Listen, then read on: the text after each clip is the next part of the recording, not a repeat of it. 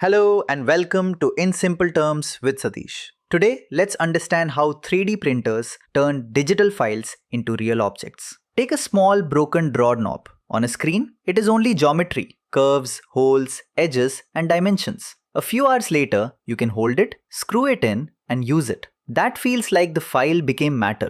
But the hidden hero is not the nozzle, it is the plan. A 3D printer does not understand a shape the way we do. It cannot look at a model and simply think, make this. It needs thousands of tiny instructions. Put material here. Do not put material there. Move this fast. Slow down on this corner. Heat the plastic this much. Leave empty space inside. Hold this overhang up until the part can stand on its own. This is why 3D printing is also called additive manufacturing. Traditional machining often begins with a block and cuts material away. Additive manufacturing begins with empty space and adds material only where the object needs it. The journey starts with a digital model. That model can come from design software, a 3D scan, or even medical imaging. But a perfect digital shape has no gravity, no cooling problem, no weak first layer, and no nozzle size. The real world does. So the model goes into slicing software. The slicer cuts the 3D object into many thin horizontal layers. If the layer height is 0.2 mm, a 40 mm tall object becomes about 200 layers. Then the slicer writes the machine recipe. It decides the outer walls, the inner fill pattern, the support structures, the travel moves, the temperatures, and the speed. That is the key. The model says what the object should be. The slicer decides how the object can survive being built. The printer follows that recipe. In a common desktop printer, plastic filament sips on a spool.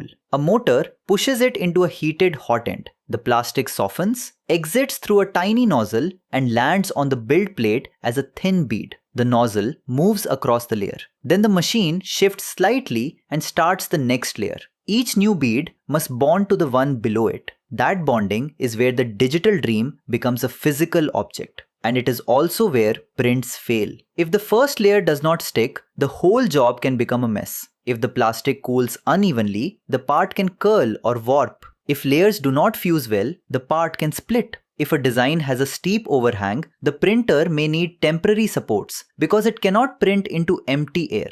Infill is another clever trick. Many printed parts are not solid all the way through. The slicer can create a grid, triangle, or honeycomb-like pattern inside, saving material and time while keeping enough strength. Different printers use different physics. Some use liquid resin and light, curing one layer at a time. Some spread powder and use a laser, heat source, or binding liquid to fuse selected areas. Metal 3D printers can melt fine metal powder into strong parts with shapes that would be difficult to machine. The methods differ, but the pattern stays the same. Digital model, sliced layers, controlled energy or material, bonding, and finishing. A printed object is not automatically done when the machine stops. Supports may need removal.